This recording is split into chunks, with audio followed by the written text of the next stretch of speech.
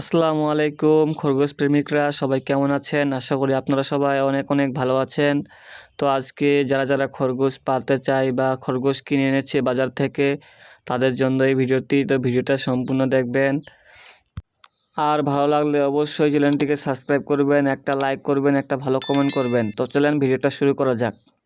তো খরগোশ পোষা খুব একটা সহজ ব্যাপার না, এটা একটা টাফ ব্যাপার। খরগোশ পোষা অনেকেই ভাববেন এটা আবার কেমন টাফ ব্যাপার, একটা খরগোশ আনবো খাবার দেবো এই তো নাকি, এইটা না, আসলে অনেক কিছু করতে হয়।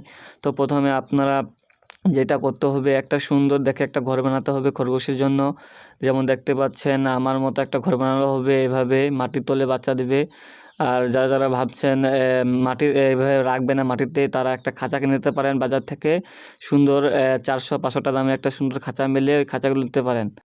তারপর আসি পরিষ্কার করা। আপনাকে প্রতিদিন খাঁচাকে পরিষ্কার করতে হবে। আপনি যেখানে রাখবেন খরগোশকে, তাদের পটিগুলো, তারা যেখানে প্রস্রাব করে পোশাকগুলো সুন্দরভাবে পরিষ্কার করে দিতে হবে। আসলে খরগোশ পরিষ্কার জায়গায় থাকতে বেশি পছন্দ করে, তাই আপনাকে এগুলো পরিষ্কার করতে হবে। মোট কথা বলতে গেলে আপনাকে খরগোশকে প্রতিদিন 1 ঘন্টা করে সময় দিতে হবে তাদেরকে, হ্যাঁ। বেশিরভাগ সময় যখন বাচ্চা হবে সে সময় খরগোশকে বেশি বেশি করে খেয়াল রাখতে হবে আর কি। এবার আসি খাবারের কথায়। অধিকাংশই মানুষ জানে না খরগোশ কী খায়। আসলে খরগোশ ঘাস শুধু খায় না, অন্যান্য জিনিসও খায়। তো এই নিয়ে আমি একটা ভিডিও বানিয়েছি, তো ভিডিওটা সবাই দেখে আসবেন, আপনাদের উপকার হবে। তো প্রথমে আসি, যেটা খাবার আপনাকে প্রতিদিন তাকে সংগ্রহ করে দিতে হবে সেটা হচ্ছে ঘাস। ঘাস আপনাকে প্রতিদিন সংগ্রহ করে দিতেই হবে তাদেরকে, নয়তো খরগোশ পুষে যাবে না। আপনাকে ঘাসের ব্যাপারটা আগে দেখতে হবে। ঘাস ছাড়া খরগোশ পুষে একেবারে অসম্ভব। ঘাস আপনাকে জোগাড় করতে হবে, প্রতিদিন ঘাস জোগাড় করতে হবে। আপনি যদি এটা ভাবেন আজকে ঘাস দিব না, আজকে অন্য কিছু খাবার দিয়ে দেবো, এটা হবে না। ঘাস আপনাকে লাগবেই। আসলে খরগোশ ঘাসই বেশি খেতে পছন্দ করে, আপনাদেরকে ঘাস সংগ্রহ করতে হবে। তারপর যখন আপনি আপনার খরগোশদেরকে উঠোনে বা বারান্দায় ছেড়ে দিবেন, তখন অবশ্যই চারপাশ দিয়ে খেয়াল রাখতে হবে কোনো কুকুর বা বিড়াল তাদের উপর হামলা করছে কি না। এটা আপনাকে একেবারে নিশ্চিত হতে হবে এবং দেখতে হবে। আপনারা যদি এটা ভাবেন আমার খরগোশগুলোকে আমি বাসায় ছেড়ে দেব আর আমি অন্য কোনো কাজ করব, না, আসলে এই ভুলটা করা যাবে না। এই ভুলটা ম্যাক্সিমাম মানুষই করে থাকে। তো এই ভুলটা করবেন না, সবসময় চোখে চোখে রাখবেন। কারণ আমাদের বাড়ির পাশে একটা মানুষ খরগোশ পালে। তো তাদের 2টা খরগোশ ছিল, আপনাকে বলি 2টা খরগোশ ছিল, আবার পরবর্তীতে বাচ্চা দিয়েছিল 2টা।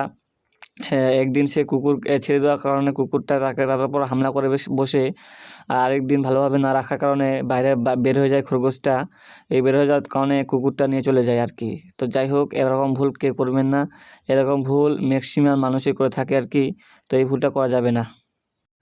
যে জিনিসটাতে আপনাকে বেশি গুরুত্ব দিতে হবে আর কি খরগোশের, যখন আপনার খরগোশ বাচ্চা দিয়ে দেবে, তো ছোটো ছোটো বাচ্চাগুলো দেয় আর কি, তাদেরকে দেখভাল করতে হয়, কোথাও যেন বাইরে না চলে আসে। আসলে ছোটো বাচ্চারা একটু ফাঁক পালে আর কি, বেরিয়ে চলে আসে এবং বাইরে খেলা করে। এভাবে আমার অনেকগুলো খরগোশ হয়েছিল।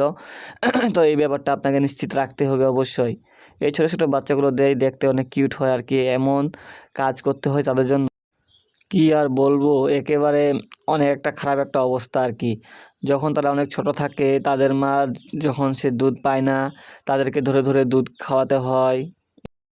তো এসব কাজ আপনাকে বেশি বেশি করে করতে হয় আর কি। তো একবার বলে নিই, যারা খাঁচায় পালেন বা বাঁশের কোনো বেড়া দিয়ে খরগোশের ঘর বানান, সেগুলো অবশ্যই মজবুত হতে হবে। তাদের দাঁত দিয়ে তারা কেটে ফেলে দেয় আর কি, এই জিনিসটা আপনাকে লক্ষ্য রাখতে হবে। আর এমনিতে আমি খরগোশের যা লাগে তা নিয়ে ভিডিও বানাই, তো ভিডিওগুলো দেখে আসতে পারেন এবং চ্যানেলটিকে সাবস্ক্রাইব করে দিতে পারেন এরকম সুন্দর সুন্দর ভিডিও পাওয়ার জন্য। তো যাই হোক, যারা খরগোশ পালতে চান, তো অবশ্যই এসব জিনিস আপনাকে খেয়াল রাখতে হবে, বা খরগোশকে 1 ঘন্টা বা 2 ঘন্টার মতো সময় দিতে হবে। তো এইসব কাজ প্রত্যেক দিন আপনাকে নিয়মিত করতেই হবে আর কি। এসব কাজ না করলে আপনার খরগোশ পোষা অনেক টাফ ব্যাপার হয়ে যাবে। তো এসব কাজ করবেন। তো যারা এভাবে কাজ করতে চান, তো অবশ্যই কাজ করবেন। যে না পারেন তাহলে খরগোশ পুষে লাভ নেই, খরগোশদেরকে কষ্ট দিয়েও লাভ নেই। তো যাই হোক, আশা করি আপনারা বুঝতে পেরেছেন। তো আজকে এই পর্যন্ত ভিডিওটা করলাম। ভালো লাগলে অবশ্যই চ্যানেলটিকে সাবস্ক্রাইব করবেন এবং একটা লাইক করবেন, এবং চ্যানেলটিকে সাবস্ক্রাইব করে দিবেন অবশ্যই অবশ্যই অবশ্যই। তো দেখা হচ্ছে পরের ভিডিওতে। সবাই ভালো থাকেন, সুস্থ থাকেন। খোদা হাফিজ।